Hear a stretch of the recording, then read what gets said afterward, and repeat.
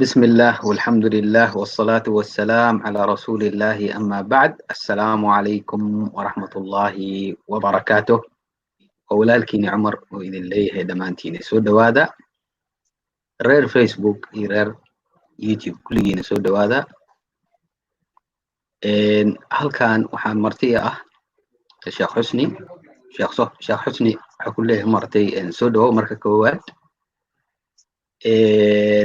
شيخ حسني ما شاء الله بارك الله فيك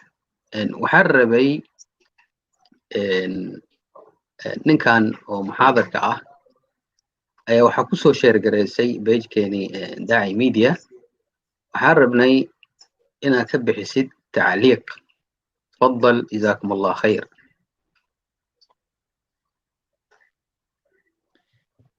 بارك الله فيك شيخ أدب ما سنتهي وسلام يا أبيدي يا دمان وراءها لايف كداونا يا أما داون دونته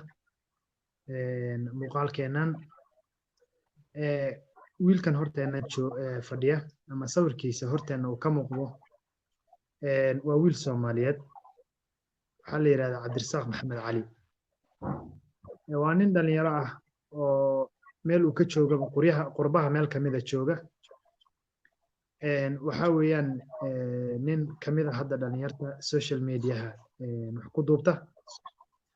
waxaana islaahay wuxuu ka mid yahay dadka loogu daawasho badan yahay kilibiyada uu soo geliyo hadda Soomaalida waa nin dhalinyaro ah oo dadka Soomaalida wanaag kala hadla wax diintooda iyo adduunyadooda wax tarahayana u soo jeediya markaad codkiisa dhageysanaysana nin aad u caqli badan hadalkana heli og waxa uu ka hadlayana si fiican u fahamsan yahay wuxuu iskugu dhex jiraa kilibkiisa ama videoga uu soo duubahayo macluumaad iyo waano iyo faakihaysi ama qosol iyo maaragtay wax ay aad ka farxad gelinayo oo mararka qaar maaragtay ka qoslayso waxyaabaha uu wax ka bedelay waxaa kamid ah luqadii dadka lagu waanin jiray culimada marka ay soo hadlayaan ama ay maaragtay la hadlayaan ummadda iyo bulshada markay la hadlayaan waxay u hadlaan si maaragtay serious ay u hadlaan luqad waxay isticmaalaan luqadda dadka waaweyn walaalayaal waan idin salaanay maaragtay meesha wax yani luqad rasmi ah ay ku hadlaan waxyaabaha rasmiyaadka la yiraahdo yarkan wuxuu isticmaalay luqadda dhalinyarta ay isticmaalaan buu ku hadlaa markuu maaragtay hadlayo ama haddii kale da'yarta ay ku hadlaan ama si guud luqad yani xadaarad fara badan ay ku jirto anigu aad baan ooga helay ama kusoo sheergareeyey dad fara badan oo sheergareeyeen way jiraan aniga maalintii aan daawaday anoo dib ka daawaday kilibkiisa maalintii aan daawaday 400 iyo inta 450 iyo something kun oo ruux baa daawatay kilibka Facebook oo soo geliyay waa nisbe aad u badan waa tira aad u fara badan way waxyaabaha iga soo jiitay waxaa kamid ah luqadda uu ku hadlayo waa af Soomaali mid ah weeyaan af Soomaali mid ah annaga waxyaabaha aan haysto waxaa kamid ah markaan rabno inaan wax soo gudbino waxaan ku daraynaa Carabi fara badan baan ku dhex daraynaa kuwa kaleetana waxay ku dhex darayaan Ingiriis fara badan inkastoo kaliibe kaleeto Ingiriis uu aad ugu darahayo oo Soomaaliga uu ku fasiray aan arkay oo ma jeclaysanin nuqtadaas ama qodobka ma jeclaysanin waxa aad ii soo jiiday sida uu af Soomaali xitaa wuxuu kilibkan ku bilaabay wadaadaheena markay muxaadaraynayaan hordhiga ama gogol dhac waxay ku sameeyaan Carabi ku sameeyaan alxamdulillah ama bacda inna kull bid'atin dalalah wa kull dalalatin fi an-nar وكل بدعة ضلالة marka waxa weeyaan af Soomaali la ku sheegay Soomaali markuu ka sheegay hor uga gudbo wuxuu sheegay sideed wax oo ruuxa barwaaqo oo dhan uu ku helayo qodobaha marka uu aad isku dultaagay waxa kamid ah ruuxa hadduu Ilaahay subhanahu wa ta'ala ka cabsado inuu barwaaqo hayo waxana daliil ah uu habu yiri ويرزقه من حيث لا يحتسب ومن يتق الله ومن يتوكل على الله فهو حسبه ومن يتق الله ومن يتوكل على الله فهو حسبه marka taqwada Ilaahay ruuxa hadduu Ilaahay ka cabsado in uu Ilaahay ka irsaaqayo meel uu filayo markaas wuxuu yiri waa loo kala kicini oo happy baa laga dhigi aad bay u quruxsan tahay waa luqad ay fahmayaan waa luqad ay fahmayaan dhalinyarta in badan oo kamid ah aad u fahmayaan waa loo kala kicinaya happy baa laga dhigahayaa waxaan isleeyahay soo jiidasho badan bay yeelanaysaa wiilkan marka waxaan ku dhiirigelin oo ay tahay in lagu dhiirigeliyo kilibiyadaasi inuu badiyo sidoo kaleeto dadka social media isticmaalana ay kilibiyadan oo kaleeto ay kusoo kordhiyaan culays badan maaha meel buu iska soo fadhiistaa macluumaad yar buu sheegaa laakiin macluumaad waxtar leh oo ummadaasi soomaaliyeed wacyigelinna u ah asagana lagu xasuusan karo aanan aaminsanahay adduunya aakhiraba inay anfacayso ayuu ka hadlaa aad baad u mahadsantahay ما شاء الله بارك الله فيك جزاك الله خير إلهي خير هكسيو لما نقول الله وحكا عدسنا إن فافيان فيديوان إلهي خير هنسيو فالدال على الخير كفاعله أو كما قال النبي صلى الله عليه وسلم إن شيخ حسني بارك الله فيك إلهي خير هكسيو إن محيط هاي فرين تادي أدريسد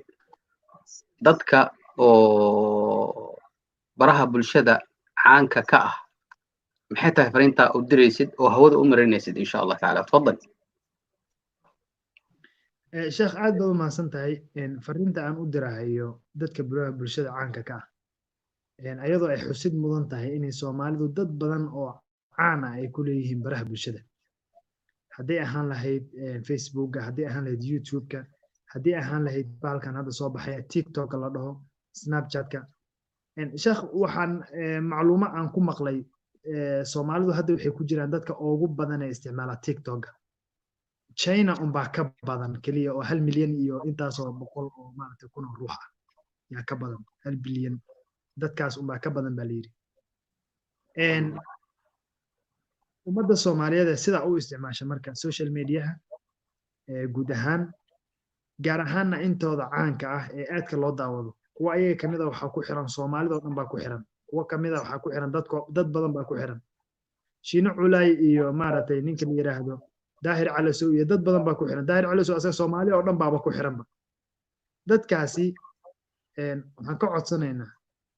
inay ka qayb qaataan wacyigelinta ummadda Soomaaliyeed ee diiniga ah wacyigelinta qaybta diiniga ah ayagu wacyigelin bay hayaan sida ay maaragtay u arkaan wax Soomaalida wanaageeda ku jiro ruux kastaba kala taliya ayadoo la kala duwanaan karo fikirka oo inta badan waxay ka hadlaan waa siyaasadna sideedaba waa maaragtay waxyaabaha aadka la iskugu khilaafay aanan yar tahay in la isku raacay kamid ah marka waxaa jira ummadda Soomaaliyeed ay isku wada raacsan tahay aanan u baahnayn inay maaragtay la iskuna khilaafaynin la kala jiidanaynin waxaa kamid ah ummadda Soomaaliyeed boqolkiiba boqol waa dad muslimiin ah diintooda iskuma khilaafsan waxayna kulligood isku wada raacsan yihiin adduun iyo aakhirada liibaantooda inay ku jirto diintooda oo lagu dhaqmo waxaan ka codsanaynaa marka dhalinyartaasi caanka ah sida Daahir Calasow iyo Shiino Culay iyo ragga la midka ah waxaan ka codsanaynaa wayna fara badan yihiin halkan kuma soo koobi karo laakiin ka tusaale ahaan uma ka soo qaadaya waxaan ka codsanaynaa dhalinyartaas inay barnaamij wacyigelin ah oo diini ah ay ummadda Soomaaliyeed ugu daraan barnaamijta ay u soo gudbiyaan ee joogtada mid ayaga kamid ah Sheekh Cumar waxa la yiraahdaa Shiino Culay baa la yiraahdaa waa nin aad u kaftamo weyn oo hadalkan heli wuxuu yiri waxaan nahay Facebook xoog lanahay yiri aniga waxaan isniyada ka yiri Facebook xoog lama teedina ummadda Soomaaliyeed hadda idinku bay waxay ka dhageysataan idinku unbaa hadda maanka ka wada dego kulligood ayaga way yaqaaniman caan ah oo maaragtay la dhageysta ayaa tiin uga faa'iideysta caanimadiinaas inaad ummadda Soomaaliyeed barnaamij diini ah u soo gudbisaan oo adduun iyo aakhiraba in anfacaya waxaan islahay adduun iyo aakhiraba uu anfacayaayo hadalka ay meesha ku hayeen iyo fiyuuga ay ku helayeen way ku helayaan aakhiradoodan hadduu Ilaahay raado billahi bari markay taana waxay u noqonaysaa sadaqa jaariyo ruux kasta wanaagga sii dhageysta uu maaragtay waxba uga soconaya sidoo kale wuxuu u noqonayaa insha Allah taala ajir ugu horeeyo aakhiradooda oo hadhow Ilaahay duulay ay ku intifacaan waxaa kaleeto intaa ku darsan lahaa yarkii hadda aan ka hadlayna waxaa la yidhahdaa cabdirasaaq maxamed cali wiilkaasi hadalladiisa waxyaabaha uu ku bilaabayo ama aad ka dhadhansanayso waxaa ka mid ah weynaynta uu culimmada soomaaliyeed uu weynaynayo iyo inuu ku xirayo ummadda culimmadooda uu ku xirayo inuu ka fogeynayo wax kasta oo baadiyeynaya uu maaragtay ummadda ka fogeynayo ummadda soomaaliyeedna hadda wadooyinka loogu talagalay inay ku baadiyoobaan oo loo diyaariyey ama shaqo aad u kala badan yihiin xaafada jirto oo rabta inay ummadda soomaaliyeed ku dhex beeranto waxaa jira calmaaniyiin iyo diinwayaal inay soomaali ku dhex beermaan waxaa jira masiixiyiin iyo gaalo raba inay soomaalida qaarkeed gaaleeyaan intuba waxay u baahan yihiin ka hortag u baahan yihiin waxaan isleeyahay sida ugu fudud ama waddada ugu wanaagsan ee lagaga hortegi karo waa inay dadkeena social media isticmaalo ee caanka ah ee ilaahay uu siiyey aftahnimada iyo hadal ogidda uu siiyey in barnaamijkaasi ay ka qayb qaataan si dhaban ay uga qayb qaataan waqtina ay geliyaan oo ay ku bixiyaan ruux alaala ruuxii ay u arkaan baraha bulshada way ka warhayaan ayagana maaragtay nooga xog ogaalsan ruux walba ruuxii ay u arkaan inuu ummadda soomaaliyeed diinteeda uu xumaynhayana inay farta ku fiiqaan gacantana ay ka qabtaan hadduu ilaahay yidhaahdo uga mahadcelinayna wayna ku mahadsan yihiin adduun iyo aakhiraba way ku liibaanayaan waan ku celiyaa adduun iyo aakhiraba way ku liibaanayaan maantana oomay baahna inay maaragtay ay ku dhex samaystaan magac wayba samaysteenba laakiin waxay u baahan yihiin ilaahay hortiis inay wax geystaan bay u baahan yihiin fariintaasi waxaan codsanayaa in la gaarsiiyo adigana waa aad baad u mahadsantahay inaad su-aasha weydiisay fariintaasi inay dhalinyartaasi inay gaadho ayagana ay maaragtay walaalkood oo khayrka la jecel ummadda soomaaliyeedna u buurnaxaya ayagaba waxay maaragtay meesha u fadhiyaan hal habeen usoo jeedaan waa baraarujinta ummadda soomaaliyeed nin kastaba wuxuu u arko inay marka ummadda soomaaliyeed barwaaqo adduuniya tu aakhiraba ugu jirto ayuu farta ugu fiiqaya waxaan leeyahay marka anigana ayaga waxaan farta ugu fiiqayaa barnaamijtooda inay ku daraan barnaamij diini ah ay ku daraan insha allahu tacaala aad baad u mahadsan tahay sheekh cumar oo ku soo celiyey ما شاء الله بارك الله فيك جزاك الله خير waxaan rajaynaynaa insha Allah tacaala walaalaha dhammaan inay gudbiyaan fariin tani بارك الله فيهم جميعا الدال على الخير كفاعله أو كما قال النبي صلى الله عليه وسلم aad ba u mahadsantihiin dhammaantiin insha Allah tacaala waxaan idin rajaynaynaa dhammaantiin خير إن شاء الله تعالى